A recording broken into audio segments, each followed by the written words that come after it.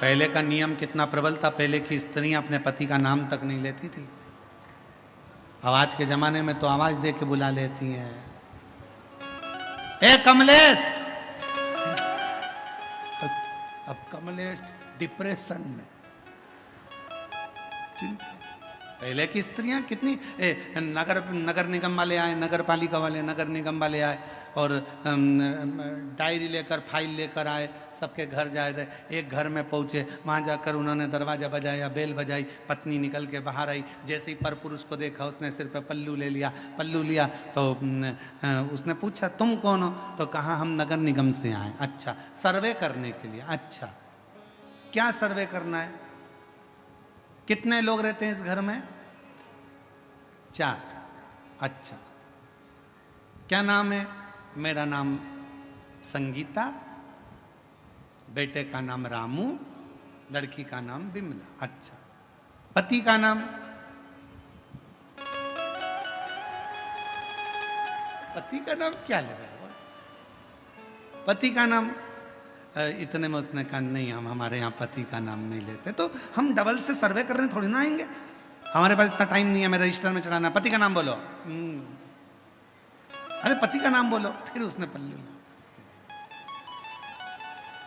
अरे नाम तो बताना पड़ता। तुम्हारा पड़ोसी है कि ताला लगा है उसके घर में, उधर वाला वो भी ताला लगा। तुम्हारे पति का नाम कौन बताए?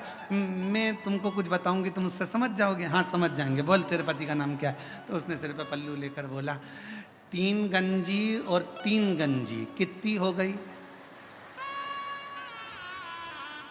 जम के तो बोलो, कितनी गंजी हो गई? 6 गंजी। बस, मेरे पति का नाम ये। अच्छा, छगंजी? हाँ, मेरे पति तो समझ में आ, छगंजी। अब कितना पूर्व का समय, आज का समय में कितना अंतर है। और आज के समय में तो पत्नी पति का नाम लेना एक गौरव महसूस करती है। एक कमलेश,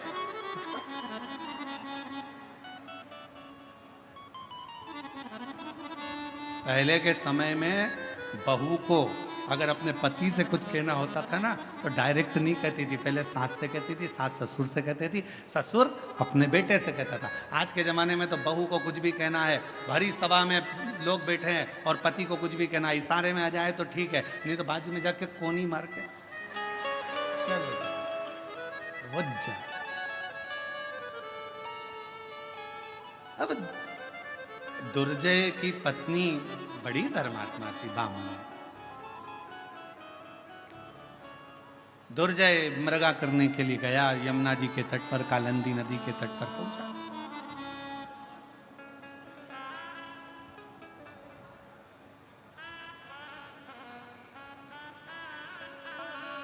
कालिंदी नदी के तट पर जैसे ही पहुंचा, एक सुंदर सी स्त्री, नाम पूछा जा रहा है, तुम्हारा नाम क्या है? वो बताती नहीं।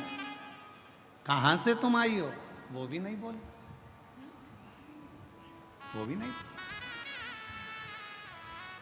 तुम कहां से आई हो, कौन हो? कोई जवाब नहीं। फिर कहा, आखिरी में फिर पूछा कि तुम्हारा नाम क्या है? तो कहा मेरा नाम उर्वशी, अप्सरा। मैं उर्वशी हूं, अप्सरा हूं, देवलोक में रहती हूं, अप्सरा लोक में रहती हूं, यहां आई हूं। ठीक है, बड़ी सुंदर हो आप। सुंदरता का बखान करते करते दोनों में स्नेह बढ़ गया। दुर्जय, भामनी का पति, वहीं पर रह गए।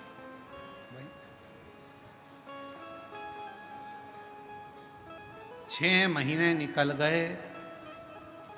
दुर्जय की पत्नी भामनी इंतजार करती रही कि मेरा पति आएगा, पर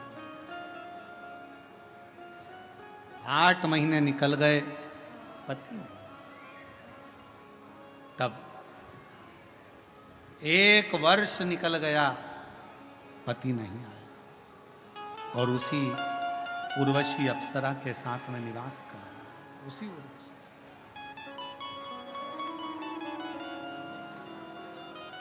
वही निवास कर रहा है।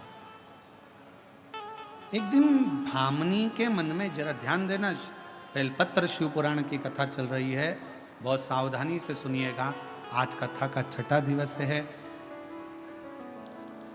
आज की कथा को शिवरात्रि की कथा मानी जाती है और कल कथा का समय सुबह 8 बजे से 11 बजे तक कथा स्थल पर रहेगा। टीवी पर वही 1 बजे से 4 बजे तक रहेगा। पर जो आज की कथा है उसको अपनी जिंदगी में उतारना जरूर कि एक बेलपत्री की महत्वता कितनी है, उसको समझिए।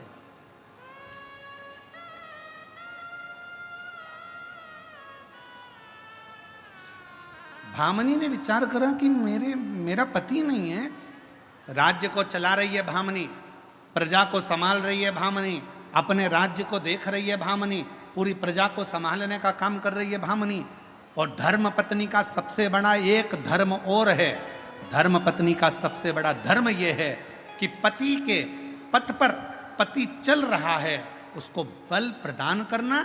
और मान लो पति अगर कहीं उलझ गया है, कोई चिंता में, कोई व्याधि में, कोई टेंशन में अगर पति पड़ गया है, तो धर्म पत्नी का सबसे बड़ा लक्षण है उसको व्हील पावर मजबूत करना। क्यों चिंता करते हो? सब अच्छा होगा, भगवान ने दिया था और देगा, अच्छा समय आएगा, टेंशन मत लो, चिंता करने की जरूरत नहीं है। क्यों चिंता करते हो? किस लिए?